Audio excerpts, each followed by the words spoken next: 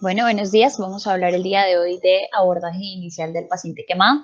La idea es generar un algoritmo de abordaje inicial de estos pacientes en la sala de urgencias y poder determinar el manejo más adecuado en el primer contacto con estos pacientes. Vamos a hablar un poco de la introducción. Existen más de 22 tipos de quemaduras según el agente agresor, dentro de los que se encuentra la quemadura térmica, química, eléctrica, por fricción, por cemento, por contacto con animales, entre otras. La patogénesis de cada una de estas pues, va a tener una forma diferente de lesión, pero el trauma en las quemaduras va a ser el mismo y es una disrupción de la estructura molecular del tejido que va a permitir pues, el ingreso del agente agresor y va a determinar la profundidad de esta lesión. Como una epidemiología, eh, la incidencia de estas lesiones es cíclica, tiene picos durante las vacaciones y principalmente durante el fin de año, representa más o menos 400,000 muertes al año y tiene una incidencia de 6.6 millones de quemados graves al año por fuego. Es la primera causa de muerte traumática en niños de 14 años, menores de 14 años, y la tercera causa de muerte en el grupo etario entre los 5 y los 9 años. La población pediátrica es una de las poblaciones más afectadas por este tipo de lesiones y es importante saber reconocer la diferencia entre una lesión accidental y una lesión por maltrato infantil. Las quemaduras graves son mucho más frecuentes en la población pobre y discapacitada, debido a que este tipo de poblaciones no tienen programas de prevención o los tienen bastante limitados, y además el acceso a la educación, que es mucho más limitada en este tipo de poblaciones, hace que la sensibilización por este tipo de lesiones sea menor y se presenten muchos más casos en este grupo poblacional. En Colombia no existen estadísticas claras, específicas, sin embargo hay que recordar que todas las quemaduras son reportadas en el Civigila como lesiones de causa externa. Para ustedes que van a realizar este tipo de reportes como primer contacto con estos pacientes, tienen que saber que siempre se debe reportar al Civigila. En unas estadísticas bogotanas como tal, podemos ver que eh, más de la mitad de las lesiones por quemaduras se presentan por contacto con líquido hirviente, más o menos el 15% va a ser por llamas, un poco más de la mitad de los afectados van a ser mujeres y hay un grupo importante de lesiones en menores de 15 años. Recordemos otra vez, la población pediátrica es una de las poblaciones más vulnerables a este tipo de lesiones, y en los sectores más pobres y vulnerables de la ciudad se presentó la mayoría de los casos. Factores de riesgo reconocidos para lesiones por quemadura, entonces enfermedades mentales, abuso de sustancias, enfermedades neurológicas, dentro de los que ponemos el ejemplo de la epilepsia, pero también las neuropatías crónicas son un factor de riesgo debido a la pérdida de la sensibilidad del calor, entonces no hay un retiro de la agente lesivo y presentan quemaduras en este tipo de pacientes. Y los extremos de la vida, menores de 5 años, mayores de 65 años, presentan una predisposición mayor para presentar este tipo de traumas. ¿Cuál es el propósito del cuidado en un paciente quemado? Bueno, tenemos 6 propósitos principalmente. El primero es rescatar, esto quiere decir detener el proceso lesivo, quitar el contacto con el agente agresor y dar soporte vital.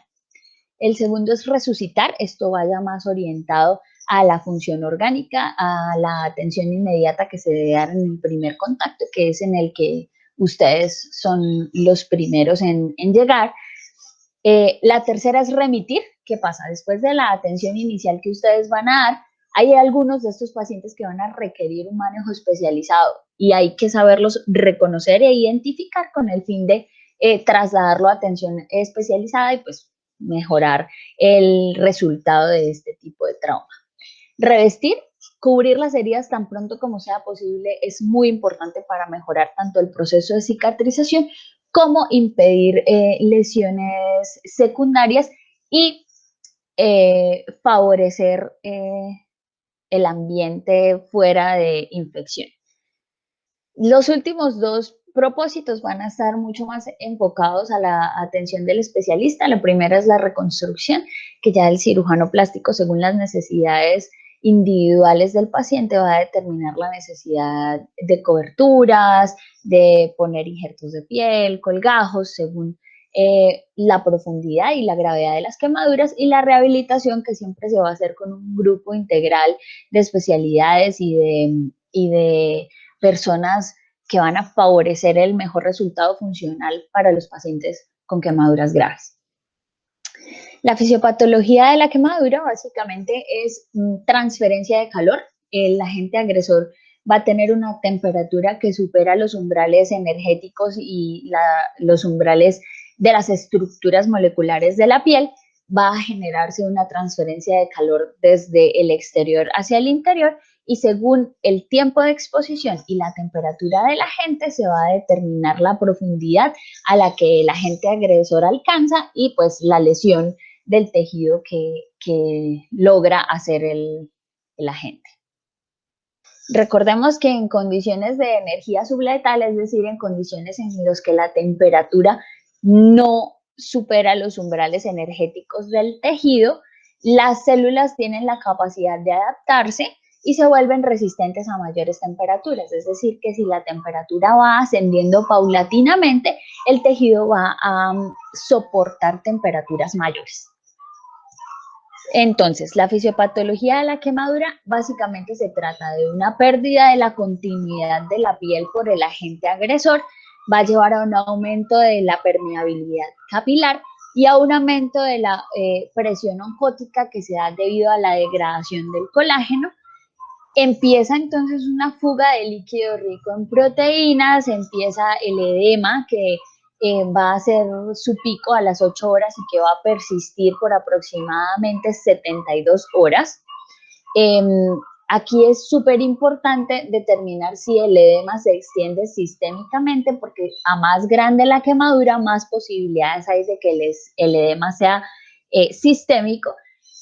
¿Por qué se va a volver sistémico el edema? Por varias razones. La primera, por hipoproteinemia, y la segunda, por liberación de citoquinas inflamatorias que va a darse desde el primer momento del contacto. Aquí al lado derecho vamos a ver un esquema de las profundidades a las que pueda llegar la quemadura. Entonces, el primer grado normalmente va a comprometer epidermis. Recordemos que en la epidermis solamente están las capas de la degradación de las células de la epidermis. Luego va a estar la dermis, que va a tener dos capas diferentes, que es la papilar y la reticular. En la papilar van a haber algunos receptores nerviosos, va a ser la capa más superficial de la dermis y va a ser una quemadura de grado 2. Y en la dermis profunda ya van a existir los folículos pilosos, las glándulas sebáceas, las glándulas sudoríparas y los receptores de dolor que también se van a encontrar. Hay un plejo de capilares en este nivel, y aquí van a aparecer las quemaduras de grado 2 profundo. Si el agente sigue avanzando, ya va a llegar a la hipodermis, es decir, el tejido celular subcutáneo y el segundo plejo de vasos sanguíneos. Estos ya son quemaduras de tercer grado. Finalmente, al atravesar este tejido de hipodermis, va a alcanzar estructuras como el músculo, el hueso y los tendones, que ya son quemaduras de alta profundidad, grado 4, las clasificamos nosotros, y van a ser de una severidad mucho mayor, con un compromiso sistémico del paciente casi en su mayoría. Entonces es importante saber reconocer cada una de estas quemaduras. Ya vamos a hablar de cómo son clínicamente y cuál es la mejor forma de tratar cada una de estas. Entonces, estas son como algunas de las representaciones sistémicas que tiene una lesión por quemadura. Entonces, por ejemplo, en la piel vamos a encontrar pérdida de líquido, además por evaporación, pérdida de calor. Los pacientes son más susceptibles a la hipotermia con una quemadura, una escaldadura de gran superficie corporal total. Los pacientes son más sensibles a presentar delirio, convulsiones, en ser llevados a estado de coma. Cardiovascularmente también existen las representaciones de este tipo de lesiones grandes. Entonces, primero hay una disminución del gasto cardíaco, después hay un aumento del gasto cardíaco, se aumentan las resistencias vasculares periféricas, hay depresión miocárdica, el aumento de la permeabilidad capilar debido a la segregación de citoquinas proinflamatorias está presente, y eso genera todo este tipo de cambios cardiovasculares. En el pulmón tenemos que pensar siempre en el edema de la vía aérea, es la cosa más importante que tenemos que determinar desde el primer momento, pero además podemos presentar hipoxemia, atelectasias, alteración de la ventilación perfusión, y tenemos que estar pendientes de todo esto desde el primer momento. En el sistema renal vamos a presentar oliguria, necrosis tubular aguda. Acá es súper importante los pacientes con quemaduras eléctricas que hacen lesiones renales secundario a la mioglobinuria, pues a la secreción de los detritos de la muerte celular por quemadura. Hepático, pues tenemos también disminución de la producción de albúmina, infiltración grasa. Gastrointestinal podemos presentar úlceras de estrés, gastritis erosiva, y así todos y cada uno de los sistemas se pueden ver afectados por una lesión de tan alto calibre como es una quemadura masiva. Vamos a hablar un poquito de la clasificación de las quemaduras. Entonces, ¿qué pasa? No todas las quemaduras son iguales, sino que depende el tipo de contacto que tenga con el agente agresor, la profundidad que alcance y pues el tipo de agente. Entonces, el tipo de agente ya lo hablamos más o menos al principio, que son la térmica, la eléctrica, la biológica, todo esto. Esta, por exposición al fuego, no todas las quemaduras de exposición al fuego son las mismas. Por ejemplo, aquí tenemos dos pacientes, estos son de nuestro servicio. El primero es un paciente con quemadura por fogonazo. ¿Qué quiere decir? Hubo una llama que se extinguió inmediatamente y el contacto con esa llama de microsegundos es lo que le genera la quemadura al paciente. Entonces aquí podemos ver en la región facial del paciente de la izquierda cómo la quemadura es muy superficial, no alcanza a destruir los folículos pilosos. Aquí vemos cómo sigue teniendo cejas, bigote, barba. Esto es una quemadura grado 1 por fogonazo, en la que definitivamente el contacto fue muy momentáneo y no alcanza a penetrar más allá de la epidermis. Mientras tanto, al lado derecho, vamos a ver un paciente que tuvo exposición al fuego mezclado con la impregnación de la piel con combustible. Vemos quemaduras mucho más profundas, áreas calcinadas tanto en región facial como en región axilar bilateral. Esto podemos decir que es una quemadura grado 2B en tórax y en región facial, pero vemos como la diferencia del patrón de quemadura determinado por tanto el tiempo de contacto como el tipo de contacto en la exposición al fuego. La escaldadura es tal vez la quemadura más frecuente que vamos a ver. La escaldadura se da por el contacto con líquido hirviente. Una vez más, recordar que la población pediátrica es muy sensible a este tipo de quemaduras. Los niños que van a bañar les dejan la tina de agua caliente al lado, se caen encima, se la echan encima, la curiosidad de coger una olla en la cocina. Estas quemaduras se dan por contacto de líquido hirviente. ¿Qué pasa? Normalmente el líquido hirviente tiene un contacto de menor tiempo con la piel, entonces las lesiones van a ser como la que vemos al lado izquierdo, que es una quemadura de segundo grado entre superficial y profundo. el agua y los líquidos hirvientes pierden rápidamente su temperatura lesiva, entonces el tiempo de contacto con el agente realmente agresor es menor, entonces vemos como es mucho menor el daño que se genera tisular en esta foto comparado con el que vemos en esta imagen anterior con contacto con llamas y combustible. Otro tipo de lesión es el contacto con superficies calientes. Entonces aquí vemos un niño con un contacto con una plancha caliente en región facial. Vemos como el contacto con una superficie metálica caliente sí genera un mayor tiempo de exposición al agente agresor.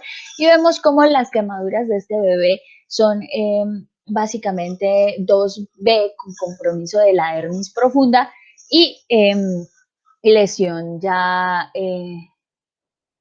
superando el límite de la epidermis. Quemaduras por vapor también son bastante frecuentes. Ahorita con el tema de la pandemia, mucha gente decide hacer desahumerios, decide hacer infusiones calientes con el fin de respirar ese vapor y mejorar su capacidad pulmonar. Algunos de esos pacientes en el momento de abrir la infusión pueden tener quemaduras por el vapor. Estas quemaduras, al igual que las escaldaduras y el fogonazo, suelen ser un menor tiempo de contacto. Entonces vemos quemaduras un poco más superficiales. Esta es una quemadura grado 2 superficial. Ya en proceso de epitelización por una exposición a vapor caliente de agua. Quemaduras eléctricas. Estas son súper importantes tenerlas en cuenta. Son tal vez las peores quemaduras que podemos tener, el peor agente agresor que tenemos para las quemaduras es la electricidad. ¿Qué pasa con estas quemaduras? Tienen un riesgo aumentado de síndrome compartimental, las quemaduras de este tipo en los miembros tanto superiores como inferiores. Hay que clasificarlos entre alto y bajo voltaje, pero para efectos prácticos, que es lo que buscamos en esta charla, todo el que sea eléctrico, ustedes lo van a tratar de manera especial. Va a ser mucho más cuidadoso y mucho más juicioso la forma de abordaje, porque recordemos que estas lesiones son siempre más profundas. A pesar de que a nivel superficial puedan ustedes ver una quemadura mucho más pequeña, que ustedes no piensen que va a comprometer el estado general del paciente, el estado sistémico, recuerden que el paso de corriente siempre va profundo y siempre va a generar lesiones muy importantes. ¿Listo? Si además de la quemadura eléctrica existe una explosión, un cortocircuito, ustedes van a encontrar los dos tipos de lesiones. El primero, que es el eléctrico, que va a ser el paso interno de toda la electricidad, y el segundo, por la explosión o el cortocircuito, va a tener lesiones superficiales por el mecanismo que es similar al de las llamas. Las quemaduras químicas, entonces, depende del agente químico, van a tener un comportamiento diferente. Entonces tenemos la lesión por quemaduras químicas con ácido, que lo que va a generar es una necrosis de coagulación. Esto va a limitar la profundidad, es decir, nunca va a ir pues hasta el hueso una quemadura por ácido. Y la forma inicial de tratar siempre va a ser irrigar de forma continua y abundante. ¿Qué pasa aquí de importante? Cuando a ustedes les llega una quemadura por ácido, por favor no los metan en una tina. Recuerden que ustedes los meten en una tina y el ácido sigue fluctuando en el agua y va a generar un mayor tiempo de exposición al agente agresor. Entonces, lo ideal es dejarlo en agua que corra por aproximadamente 20, 30 minutos si es posible, generando un retiro de todo este líquido que está generando la lesión. Los álcalis va a ser una necrosis por licuefacción. Esta sí se profundiza más. Entonces, aquí es importante pensar en no usar antídotos con ácidos. Recuerden que puede generar algunas reacciones exotérmicas que va a aumentar el calor al que se somete el tejido y empeora la severidad de la quemadura. En términos generales, a menos pues uno hace el mismo manejo, porque normalmente a uno no le dicen me quemaron con un álcalis. Entonces, la idea es siempre irrigar de forma continua y abundante con agua que corre, no una tina, y esperar pues el retiro máximo del agente agresor. Estos son los dos más importantes, sin embargo, recordemos que hay otro tipo de elementos que pueden ser utilizados para quemaduras químicas. Entonces, existe el ácido fluorhídrico, los fenoles, el fósforo. De estos es importante pensar en los fenoles porque se utiliza como antiséptico, entonces puede tener contacto con muchas personas. Lo importante acá es que siempre causa un daño sistémico y la mortalidad de quemadura por fenoles es muy alta. Entonces es importante acá pues pensar en ese tipo de lesiones. Sin embargo, como les dije al principio, es muy difícil que se reconozca el agente agresor en el tipo de quemaduras químicas cuando llegan a urgencias. Normalmente tú los tratas pues como si fuera cualquiera de estos porque no es posible saber cuál es cuál. Pero en el caso de que sepan, pues es importante tener como esas pautas presentes. Lo que les había dicho desde el principio, recuerden que los niños, así como son la población más vulnerable, también está dentro de la posibilidad que se trate de una quemadura asociada al maltrato infantil. Esto es importante hacer el diagnóstico desde el principio. Sin embargo, es muy difícil, eh, pero tiene que tratar de hacerse y tiene que ir acompañado con un tratamiento multidisciplinario que incluye trabajadores sociales, psicólogos, acompañamiento de la familia y tratar de determinar eso. Entonces, existen patrones de lesiones que hacen sospechar ese diagnóstico. Por ejemplo, este paciente que vemos acá en las imágenes de la derecha, ven ustedes cómo es una quemadura de un pie con un nivel que es muy evidente en la pierna del niño. Esto normalmente, pues normalmente no, pero esto pasa cuando en forma de castigo lo que hacen es sumergir una extremidad del niño en agua caliente, entonces siempre podemos ver cómo el nivel de la quemadura se da y el niño pues genera unas lesiones que si tú vas a meter un pie en una olla caliente, apenas sientes el calor, lo quitas. Vemos que él no lo quitó, sino que persistió con el pie sumergido. Eso puede ser una señal clara de maltrato. Lo mismo pasa en las manos. Los contactos con superficies en las manos puede determinar un patrón de maltrato infantil. Lo mismo quemaduras en los genitales también pueden considerarse como asociado a maltrato. Y siempre la recomendación es que los pacientes pediátricos con quemaduras es necesaria la valoración por trabajo social para que haga un estudio de la dinámica familiar y determinen la posibilidad de relacionarse con maltrato.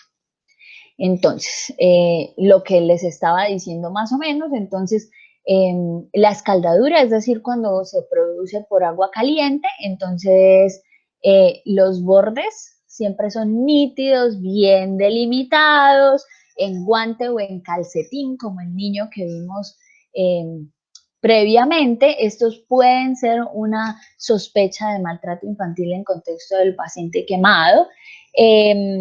La profundidad de la quemadura suele ser homogénea, que eso no es tan regular en ese tipo de pacientes, y la simetría suele ser bilateral, este tipo de castigos. Entonces hay que tenerlos muy en cuenta. Este cuadrito puede ser útil para ese tipo de pacientes, determinar la relación con maltrato. Lo otro, si se queman con un objeto caliente, la forma del objeto puede estar muy específica, como la plancha, la cuchara, el tenedor. Los bordes suelen ser nítidos, esto siempre hay que tenerlo en cuenta. Y la localización, que también es Otra forma de determinarlo, entonces, suelen ser zonas ocultas porque son áreas de castigos, entonces pueden ser los pies, los glúteos, los genitales, las palmas, en algunos casos las mejillas, mientras que en las exposiciones accidentales suelen ser de localización más descubierta, es decir, como el mentón, la zona de la corbata, el pecho, pues el antebrazo, que son pues por caída accidental del agente agresor. Entonces vamos a empezar por el abordaje del paciente quemado en el servicio de urgencias, ahora sí, ya teniendo en cuenta como el manejo inicial, lo que se debe pensar en la población pediátrica, que era lo que estábamos viendo, ya vamos a entrar como en materia. Entonces tenemos un caso clínico, 30 años, mujer, traslado primario, 6 horas de evolución de quemaduras en cara, cuello, tórax, brazos, abdomen, miembros superiores por lesión autoinfligida con gasolina.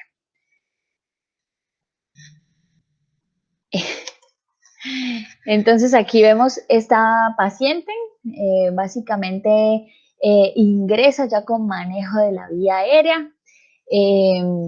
Bueno, aquí desafortunadamente por la pandemia no podemos hacer esto un poco más interactivo, pero pues la idea sería como ir viendo ustedes qué van pensando de este caso clínico. Pues vamos a hacerlo solo yo. Esta paciente tiene una lesión por combustible autoinfligida. Ella se puso el combustible a sí misma y luego se acercó al fuego, por lo que tiene un patrón de lesiones mucho más comprometidos en el tronco superior y en la cara que en los miembros inferiores. Vemos cómo ingresa aún sin desbridamiento de las lesiones, presentando las flictenas propias de una quemadura grado 2, ya tiene manejo de la vía aérea, ya vamos a hablar de eso porque es súper importante en el manejo inicial, y vemos cómo pues llega a remisión de esta manera. Pues, ¿cuál sería el manejo inicial? Preguntamos acá. Primero, garantizar la vía aérea, que ya está garantizada por una intubación orotraqueal. Recordemos que estos pacientes tienen alto riesgo de edema de la vía aérea y luego una intubación sería no solo complicada, sino muy peligrosa. Segundo, tendríamos que hacer una revisión de estas quemaduras mediante el desbridamiento del tejido necrótico con el fin de determinar no solo la profundidad de la quemadura, sino determinar cuál sería la mejor forma, el mejor método de cobertura para estas lesiones, garantizando una epitelización más pronta. Entonces vamos a empezar ahora sí a determinar con este caso qué es lo primero que hago. Esto es lo que hacen todos en los primeros manejos, en los primeros niveles. Entonces es un quemado, llamar ya a plástica, mejor dicho, le montan remisión de una, me lo llevo, nada que hacer, ya. Analgésicos potentes y muchos porque la señora debe tener un montón de dolor. Líquidos, ¿verdad que plástica dice que fórmula de Parkland? Metámosle fórmula de Parkland de una. Y que enfermería le haga curación con sulfaplata y si no hay, pues vaselina. Pues no, así no se debe hacer el manejo inicial del paciente. Uno tiene que tener una organización, un algoritmo, un paso por paso que le va a permitir a uno ir manejando desde lo más grave hasta lo más sencillo de una forma más organizada. Entonces, primero, aseguremos una vía aérea. Entonces, usted tiene que sospechar cuando la vía aérea está lesionada. Entonces, ¿qué opciones tenemos? Primero, pacientes con quemaduras en cara, uno puede sospechar que debe requerir un aseguramiento de la vía aérea. Segundo, pacientes que tuvieron las quemaduras confinados, es decir, estaban en un cuarto encerrado, estuvieron expuestos a las llamas o al humo durante el trauma, en un carro, en espacios cerrados, pueden tener lesiones de la vía aérea. Tercero, pacientes que en el ingreso presentan disnea, disfonía, voz ronca, podemos considerar una lesión de la vía aérea y para protección de la misma debemos hacer una intubación orotraqueal. Pacientes con vibrisas, pestañas y cejas quemadas. Entonces, cuando uno ve que el paciente no tiene pestañas, no tiene cejas, las vibrisas nasales están quemadas, podemos considerar una quemadura de la vía aérea. Y finalmente, pacientes que tienen tos, se quejan de esputo carbonáceo o que en la cavidad oral o nasal presentan hollín, necesita un aseguramiento de la vía aérea con el fin de actuar antes de presentar edema de la vía aérea y complicar y dificultar lo que sería el manejo de la misma. Entonces, esto es un ejemplo de lo que es una sospecha de un paciente con una quemadura de la vía aérea. Entonces, normalmente la quemadura está en cara. El paciente se ve bien, pero no hay que esperar que presente edema de la vía aérea para poder intubar, porque recuerden que esto es una intubación difícil y una forma de asegurar la vía aérea muy complicada. Y se aumenta la mortalidad hasta en un 30% el hecho de no manejar una vía aérea antes de presentar el edema. Entonces aquí vemos cómo este paciente, por ejemplo, tiene quemadas la mitad de las cejas, tiene quemadas la totalidad de las pestañas y muy seguramente si hiciéramos un examen intranasal vamos a encontrar las vibrisas completamente quemadas. Además vemos la zona perioral, el labio superior y el borde del labio inferior con quemaduras ya presentes, que nos va a hablar de una quemadura también muy probable de la vía aérea. Esto hay que sospecharlo desde el primer momento porque la idea es hacer un manejo de la vía aérea inmediato con el fin de disminuir la morbimortalidad del paciente y garantizar una oxigenación pulmonar adecuada. Por ejemplo, vemos esta paciente acá en el momento en el que llegó, lado izquierdo, vemos que la paciente pues, se ve bien, está con una quemadura facial, pero pues no parece requerir un aumento del manejo de la vía aérea. No presenta tos, no presenta disnea, no hay hollín ni esputo carbonáceo. Sin embargo, sí tiene quemadura de las vibrisas nasales, de las cejas y de las pestañas. Vemos como 10 horas después, al lado derecho, un aumento, un incremento notable del edema facial. Hubo que hacerle aseguramiento de la vía aérea desde el principio y el edema de la vía aérea estuvo tenaz. Entonces, esto es un ejemplo de cómo el paciente puede cambiarle en menos de 12 horas de un paciente que respira, no tiene tos, no tiene esputo carbonáceo, a un paciente que requiere una intubación orotraqueal. La idea es no dejar pasar este tiempo y hacer una acción desde el principio, evitando que el edema de la vía aérea obstruya lo que se puede hacer como un intento de intubación posterior. Entonces, consideraciones especiales acá. La intoxicación por inhalación de monóxido de carbono, volvemos a lo mismo, los quemados confinados pueden requerir esto. Recordemos que la hemoglobina es mucho más afín al monóxido de carbono que al oxígeno, entonces si se sospecha de esto hay que hacer el tratamiento del mismo. Hay que suministrar oxígeno en el caso de que los pacientes tengan una extensión mayor al 20% de superficie corporal total quemada. Cuando haya sospecha de lesión de la vía aérea, siempre estar muy pendientes del incremento del edema. Y si ustedes dicen, no, o sea, puede tener, pero no lo voy a intubar, siempre suministrar oxígeno. Quemaduras circunferenciales en el tórax es súper importante suministrarles oxígeno porque la quemadura circunferencial limita la expansión torácica y puede determinar una reducción en los índices de oxigenación. Entonces hay que siempre suministrarles oxígeno. Politraumatismo, bueno, pues por el politraumatismo también se les suministra oxígeno y las quemaduras eléctricas de alto voltaje también van a requerir. Listo. B, ¿qué vamos a hacer en la B? Verificar que el paciente tenga un adecuado patrón respiratorio. ¿Qué vamos a hacer acá? Bueno, listo. Las quemaduras profundas y circunferenciales en el tórax impiden la expansión de la caja torácica. Es decir, esto es por pura mecánica. La caja torácica no se va a expandir porque las escaras, es decir, el tejido muerto que va de toda la profundidad de la dermis, suele ser acartonada es un tejido duro, poco expansible, que en el momento en el que el paciente intenta hacer la respiración, no se lo va a permitir. Entonces, acá es importante indicación de llamar urgente al cirujano para que le haga un manejo de estas lesiones. Sin embargo, en el caso de que ustedes no tengan disponible cirugía, hay que hacer escarotomías cuadrangulares. Entonces, aquí es importante determinar en ustedes la diferencia entre escarotomía, escarectomía y fasciotomía. Lo que ustedes van a hacer en este caso son escarotomías. Escarotomías quiere decir abrir las escaras. No las tienen que quitar, solo las abren de manera cuadrangular, como vemos en la imagen de la derecha. Esto es un paciente con una escara, con una quemadura circunferencial toracoabdominal, y lo que hacen para permitir la movilización pulmonar es una escarotomía. Es decir, pasan el bisturí. Recuerden que las escaras no duelen, sin embargo, siempre hay que tener pues, en mente que el dolor del paciente es importante, pero las escaras no duelen.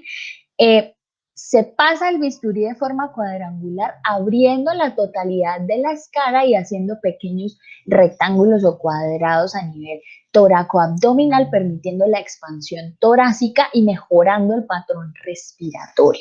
Si ustedes no tienen un cirujano a la mano, si ustedes están en un primer nivel y presentan un quemado de esta gravedad, lo indicado sería que ustedes hicieran las escarotomías permitiendo la expansión pulmonar, porque los niveles de oxigenación no les van a mejorar a menos que liberen la escara. La escarectomía, y pues, la escarectomía ya es una labor más del equipo especializado, que vamos a entrar y vamos a retirar la totalidad de las escaras, y ya pues nosotros con temas reconstructivos logramos hacer la cobertura de la lesión, pero la idea es retirar la escara. Y la fasciotomía, pues eso ya es para el manejo de síndrome compartimental. Lo que se hace es llegar hasta la fascia muscular y liberarla con el fin de liberar la presión. Eso también lo pueden hacer ustedes en el caso de que sospechen un síndrome compartimental urgente, pero pues en este punto de patrón respiratorio es muy importante saber las escarotomías cuadrangulares en los casos de quemaduras circunferenciales toracoabdominales que limiten el patrón respiratorio. Entonces, es importante que lo tengan en cuenta. Listo. Resulta que tiene la vía aérea protegida y está respirando. Bueno, listo. ¿Ahora qué sigue? Entonces, vamos a hablar de la reanimación hídrica. La reanimación hídrica es diferente a la reanimación hídrica que le hacen a un paciente con otro tipo de lesiones. ¿Por qué? Vamos a hablar acá de las zonas de Jackson, que son las zonas de quemadura. Entonces, las zonas de Jackson en la lesión quemada va a presentar 3 zonas. La primera, la central, es la zona de coagulación, es la zona que más tiempo y más contacto estrecho ha tenido con el agente agresor. Normalmente en este punto ya hay una necrosis del tejido, ya está pues en proceso de muerte este tejido de esta zona. La siguiente va a ser la zona de estasis. La zona de estasis va a hacer una vasoconstricción alrededor de la zona de necrosis. Esta es la zona que está entre su merced y mi señor. Esta es la zona que tenemos que salvar. Esta es la zona que tiene el riesgo de progresar a necrosis en el caso de que no se haga una reanimación hídrica adecuada.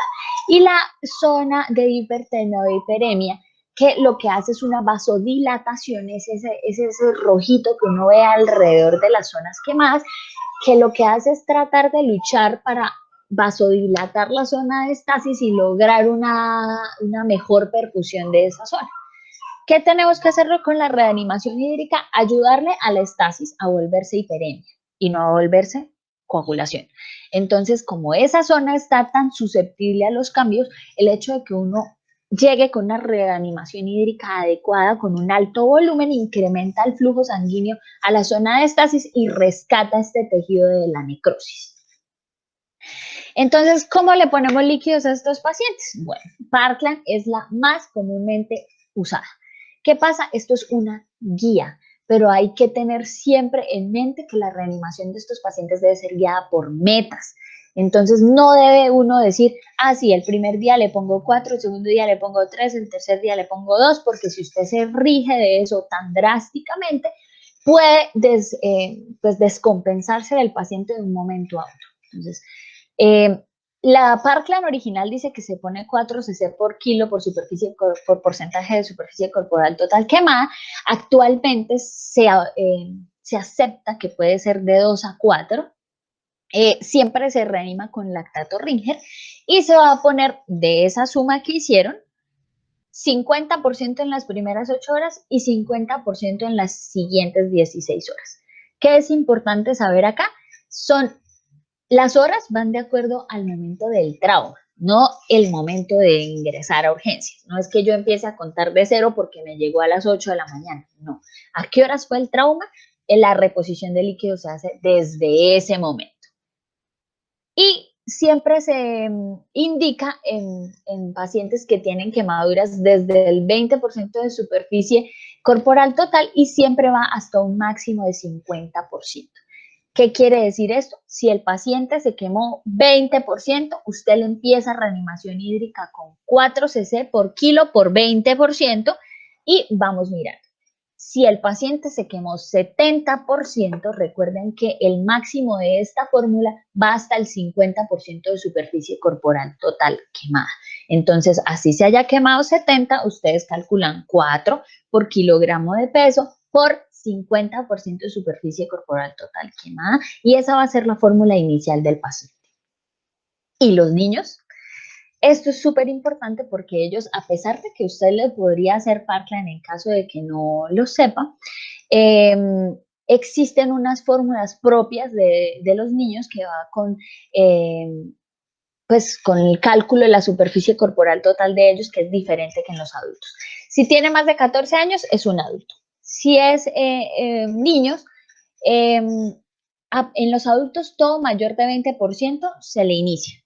En los niños, todo mayor de 10% profundas se les inicia reposición hídrica.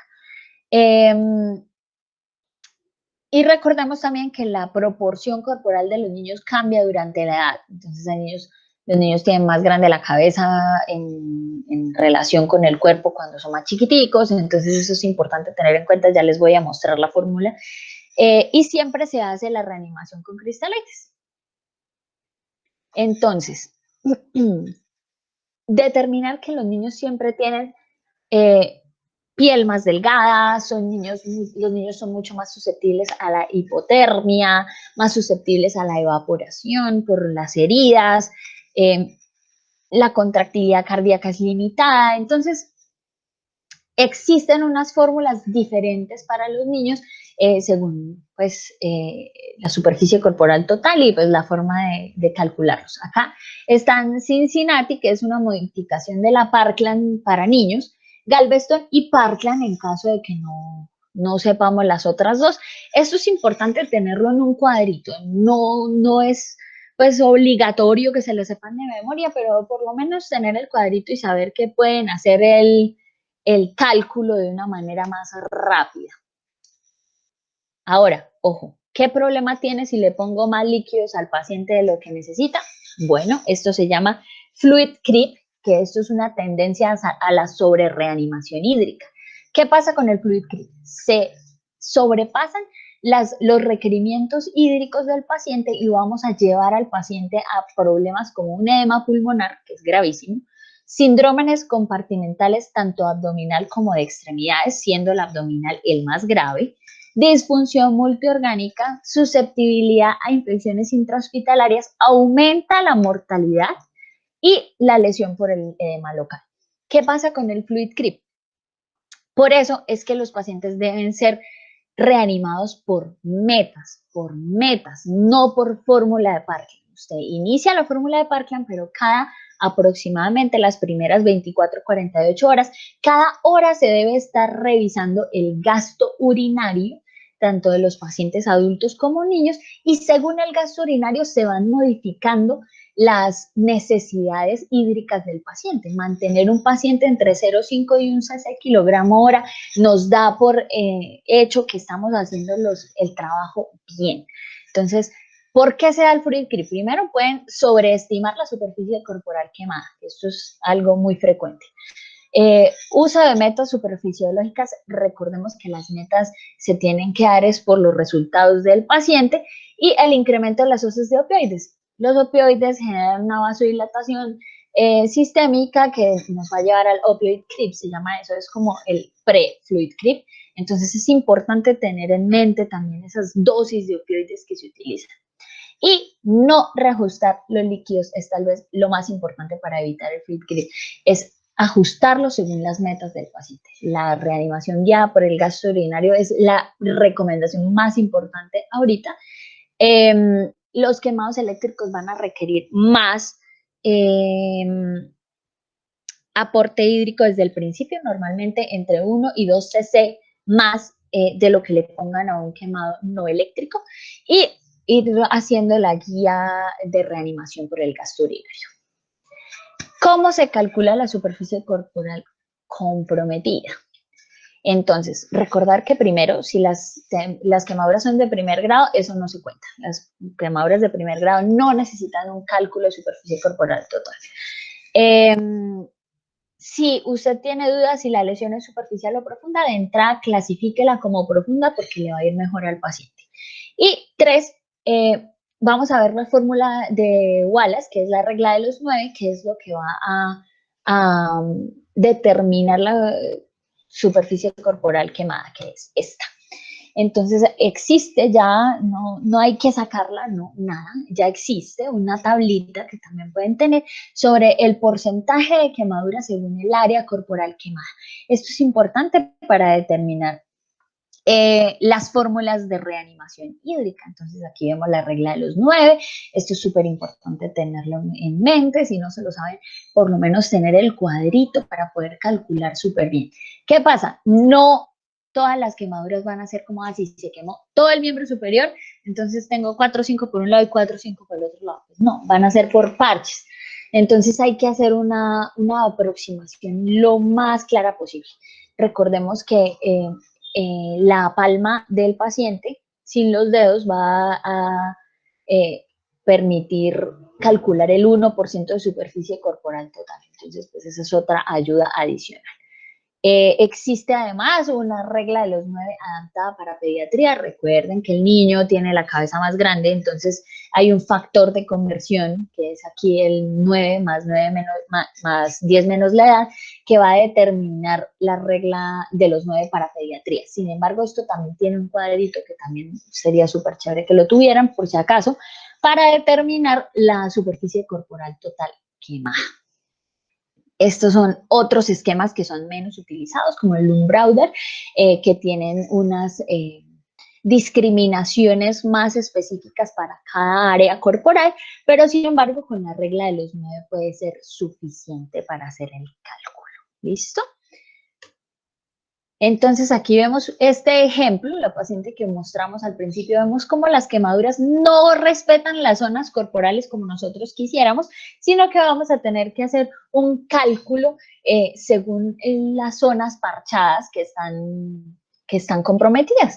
Entonces lo que uno tiene que hacer es, muchos de los centros de primer nivel tienen unos esquemas para que uno marque las zonas quemadas y pueda ser más fácil hacer el cálculo de superficie corporal total. Entonces, por ejemplo, esta paciente que vemos aquí, haciendo el cálculo en nuestro dibujo, que es muy útil, marcando las zonas que están quemadas en la paciente, nos va a dar un aproximado de 25.5% de superficie corporal total. Si ustedes la ven acá que dicen, pareciera el 25%, ¿no es cierto? Pareciera menos.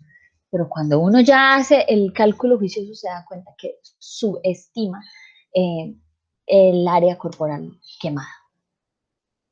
La clasificación de la profundidad, bueno, acá es importante saber que se clasifica en 3 grados, la 1, la 2 que tiene A y B, y la 3 según la zona de profundidad quemada. Entonces, la primera solo va a comprometer la epidermis, clínicamente es la quemadura solar.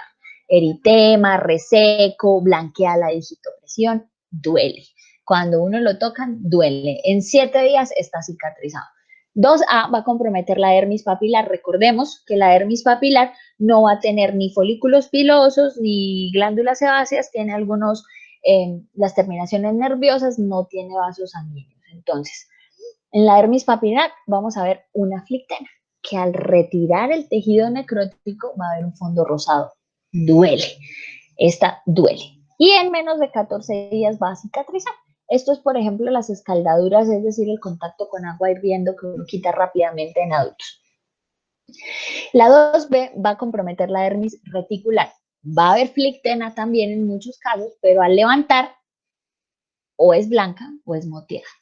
Tiene un mal llenado capilar. El dolor puede ser variable y cicatriza más o menos de 14 a 21 días. Tiene mayor riesgo de cicatrización irregular. Y la 3 es el espesor total de la piel. Normalmente se ve una escara blanca o café. No cicatriza solo, hay que hacer cobertura de estos pacientes. Entonces, aquí vemos en el esquema lo que sería el compromiso de una 1. Está en rojo, una 2A en amarillo, una 2B en gris y una 3 que ya va a comprometer completamente el espesor no solo de la piel, sino también incluso la hipodermis. Y existen algunas descripciones que mencionan la tipo 4 cuando ya hay calcinación del hueso y del músculo. Sin embargo, pues digamos que en teoría sería la misma 3 con una pérdida total de la piel. Aquí vemos, por ejemplo, muy rosadito acá. Esto puede hablarnos de una quemadura de segundo grado superficial y estas zonas mucho más blancas debajo de la flictena puede hablarnos de una de segundo grado profunda. Acá un poco de lo mismo, mencionando las profundidades según el grado de quemadura y los compromisos de los órganos de la piel. Aquí vemos un ejemplo, esto es como una quemadura de segundo grado que inicialmente puede verse muy rosada o inicialmente puede verse un segundo grado superficial. Después del manejo inicial puede tornarse como una escara blanquecina siendo un segundo grado profundo que va a requerir de lavados y de manejos mucho más intensos por parte del grupo tratante.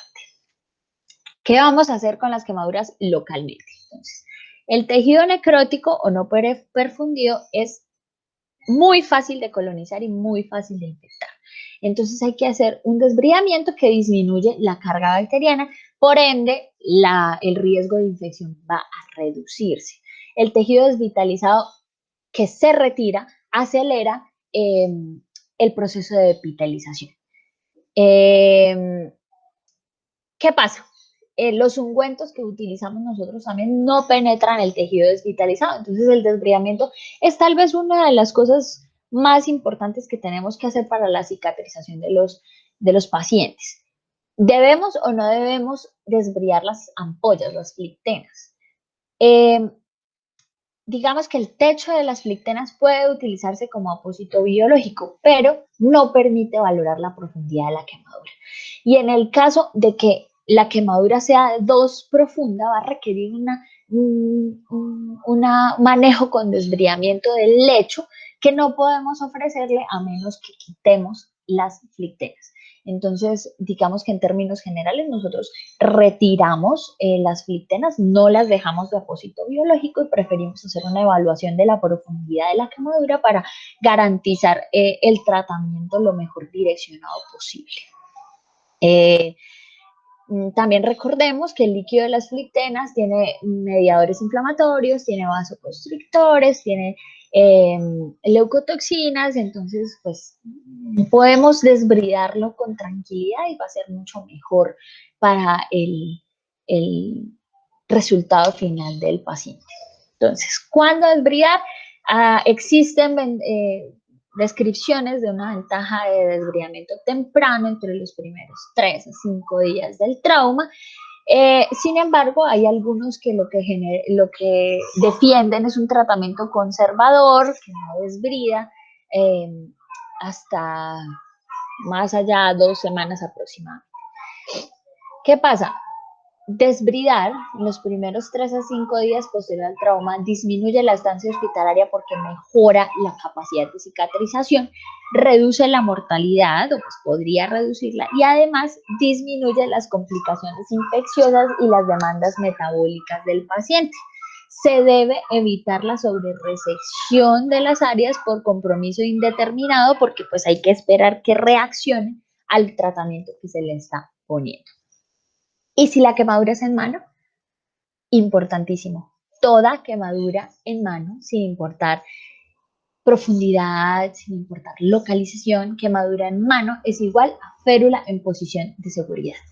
¿Cuál es la posición de seguridad? Esto es súper importante que lo tengan en cuenta de toda esta charla. Si pueden llevarse esto a su vida laboral, es tal vez lo más importante para limitar los resultados funcionales desfavorables en la mano, la posición de seguridad. Entonces vamos a tener una mano con una dorsiflexión del puño, la muñeca, entre 30 y 45 grados, una metacarpofalángica a 90 grados y finalmente las interfalángicas a 0 grados o a 180 grados, como lo quieran decir. Esta es la posición de seguridad y es la posición más útil para ferulizar una mano que hay. ¿Con qué le hago la curación? Preguntarán ustedes. Recuerden que la cicatrización se da mejor en un medio húmedo. Entonces, las curaciones oclusivas en el cuerpo van a favorecer la persistencia del medio húmedo para cicatrizar. En la cara no ponemos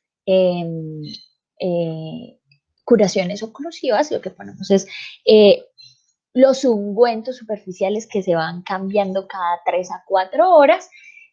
Sin embargo, no existe un método de curación estándar o superior a los demás. Lo que nosotros recomendamos es porque lo hacemos seguido, pero que todos los métodos de curación pues tienen sus pros y sus contras y hay que manejarlos el que más les guste, pero pues nosotros vamos a dar acá la recomendación pues de lo que nosotros hacemos. Bueno,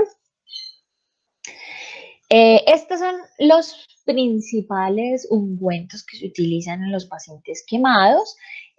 Todos tienen ventajas, algunos de ellos tienen acción antibiótica, entonces es importante tenerlos en cuenta para saber cuál se va a utilizar. La vaselina, que es la más frecuentemente utilizada, no tiene antibióticos, es un poco incómoda en la cara, pero es muy útil para las curaciones oclusivas y no oclusivas.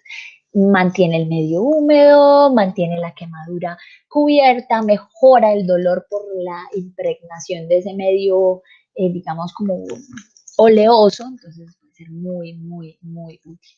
La sulfadiacina de plata tiene acción antibiótica contra pseudomonas y gram positivos y negativos. Sin embargo, su aplicación debe ser más frecuente, se seca más rápido, puede producir leucopenia. Y el Evermin es un ungüento con factores de crecimiento que va a ser en base de sulfadiacina de plata. La nitrofurazona, que es la segunda también más utilizada, sobre todo en nuestro medio, va a tener una acción sobre gram positivos, puede arder al colocarse y el problema es que se hace líquido en el contacto con la piel. Entonces las curaciones tienen que hacerse más seguidas porque se derrite básicamente este medio oleoso y se vuelve una cosa un poco más incómoda para el paciente, puede dar mal olor precisamente por eso. Los otros no los usamos nosotros tanto, la rifamicina, el mercurio cromo, realmente es tóxico a dosis altas, se debe usar en lesiones muy, muy pequeñas. La colagenasa es costosa, afortunadamente nosotros en el hospital militar contamos con la misma, pero lo que hacemos con ella es básicamente usarla en los momentos en que requiera un desbridamiento enzimático. Y el fitoestimuline, que es mucho más costoso, solo se puede aplicar en heridas limpias, entonces tampoco lo usamos en la primera medida. ¿Qué otros pueden existir? Entonces aquí vemos en la imagen de la izquierda Aquacel AG. Esto es un apósito impregnado de plata que al poner en contacto con la quemadura se va a adherir a la misma, va a generar una capa protectora y no se va a desprender hasta que haya una epitelización inferior. El Evermin, que es el que estaba mencionando previamente, que es sulfadiacina de plata con factores de crecimiento, que también se puede utilizar, pues es un poco costoso y puede tener realizarse una aplicación mucho más frecuente. Este que vemos aquí en el centro es el uso de membrana amniótica para cobertura de quemaduras. Lo que genera es el desecamiento de esta membrana, genera una costra superficial que se va a desprender cuando haya epitelización inferior o que se va a adherir a la quemadura, y en el momento en el que se vaya a hacer una cobertura definitiva se puede retirar. Y en el lado derecho ya uno que no utilizamos, que es el tetraconjugado de Grove, que ya no lo utilizamos, ya esto está, digamos que replanteado, ya no se utiliza, pero pues que se utilizó en una época que lo que generaba era una gran costra seca, difícil de manipular, difícil de manejar, permitiendo pues la epitelización inferior. Cuando necesitamos un cirujano urgente en el síndrome compartimental, ya sea en mano, ya sea abdominal, ya sea en miembro superior o inferior. Y la escara que impida la mecánica ventilatoria, que ya la habíamos hablado. Estas son como las urgencias de un cirujano en los pacientes quemados. Y cuando remitir, esto es importante para que ustedes lo tengan en mente. Entonces, segundo grado mayor de 10%, remítanlo. Quemaduras en áreas especiales, entiéndanse áreas especiales, cara, manos, pies, genitales, periné y articulaciones mayores, remítanlo. Quemaduras de tercer grado, cualquier edad, cualquier extensión, remitir.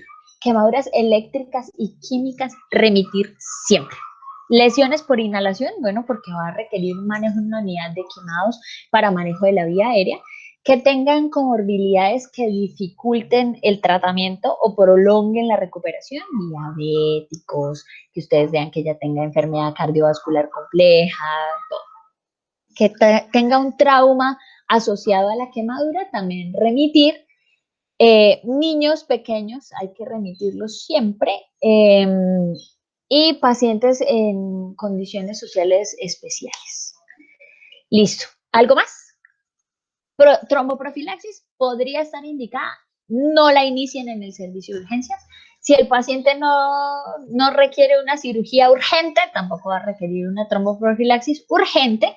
Y si el paciente llega a requerir cirugía, adivinen qué, aumenta el sangrado. Entonces, no inicien tromboprofilaxis, eso se va a ver de acuerdo a la severidad del paciente en el nivel siguiente de atención. Vitamina C a dosis altas se ha demostrado una disminución en la estancia hospitalaria y tiempo de cicatrización. Entonces aquí tenemos 66 miligramos por kilogramo por hora. Puede servir la asociación a vitamina C. Además disminuye el edema y disminuye el requerimiento de líquidos, entonces pueden considerar el uso de esto. Antibióticos, ¿ponemos siempre antibióticos? Pues no. Puede disminuir la tasa de infecciones, pero no de mortalidad. Entonces, colocación de antibióticos desde el primer momento no está indicado. ¿Cuándo ponerlos? Pues cuando hay sepsis, cuando se documenta una infección en las quemaduras. Las quemaduras en los genitales sí puede tener una indicación de antibiótico, y en algunos casos en los niños. Y si tiene otros traumas que puedan requerir antibióticos, pues por ese otro trauma, pero a los quemados no les inicien antibiótico. Es muy frecuente recibir las remisiones ya con un esquema antibiótico montado que no tiene una indicación desde el primer momento realmente. Entonces, la idea es que ustedes piensen muy bien cuando van a remitir a un paciente la necesidad de este medicamento. Si ustedes lo van a remitir y necesita antibiótico algún día, se le pone en el sitio de remisión. No tienen que iniciarle ciprofloxacina, ampicilina, sulbactam, piperacilina, tazobactam, todo eso que le inician, no se lo inician. Eso se va a ver de acuerdo a la evolución de las quemaduras. Analgesia. Siempre manejar el analgésico es muy importante. Entonces, mecánico, entonces con la cobertura de las heridas, la posición del paciente, va a mejorar el dolor, la férula, mejora el dolor también. Farmacológico, lo principal son los opioides sin pasarnos de dosis. Recuerden el opioid creep, que es el pre-fluid creep. Entonces, los opioides van a ser la piedra angular para estos pacientes. Utilícenlos, pero utilícenlos a dosis muy recomendadas. AINES, acetaminofén, dipirona pueden utilizarse. Recordemos que los pacientes con quemaduras eléctricas son más susceptibles al daño renal, entonces no utilicen muchos AINES en ellos, váyanse más por el opioide, por el acetaminofén, por otro tipo de medicamentos. Bueno, muy bien, entonces, ¿qué hay que hacer en el servicio de urgencias? Primero, historia clínica. Aseguro vía aérea, garantizo la adecuada ventilación, garantizo un acceso venoso adecuado para reanimación hídrica, que lo ideal serían 2 periféricos. Estimo el porcentaje de superficie corporal total quemada y comienzo reanimación según las fórmulas. Esto es muy importante. Entonces, váyanse con esta imagen de los porcentajes de la regla del 9. Inicien analgesia. Los opioides son un amigo muy bueno en este tipo de casos. Sépanlos utilizar, no sobredosifiquen los opioides y mejoren pues, el dolor del paciente, que es una cosa muy importante. ¿Necesita realmente sonda vesical, sonda nasogástrica, sonda orogástrica?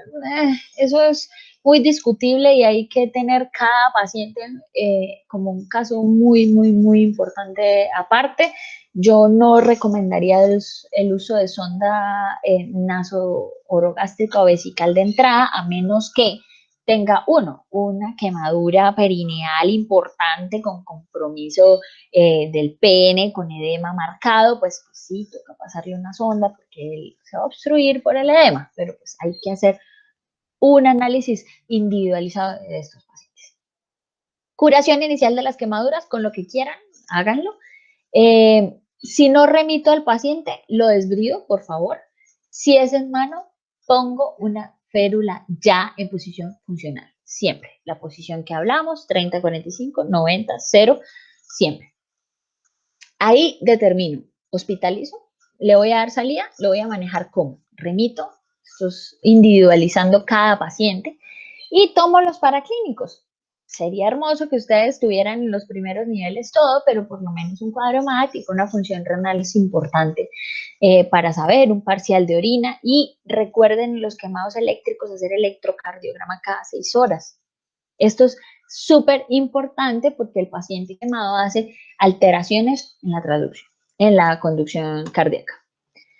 Se puede iniciar gastroprotección, vitamina C es importantísima, la reanimación se va a guiar por el gasto urinario, que vamos a tener como meta un cc por kilogramo hora, y finalmente llamo a las especialidades, a todo el que necesite, si es un niño de pediatría, si es PAUSI, cuidado intensivo, plástica, oftalmología cuando sospecho compromiso ocular, urología, en caso de las quemaduras genitales importantes, y eso sería como el abordaje que queremos dejar para el manejo inicial del paciente quemado. Muchas gracias.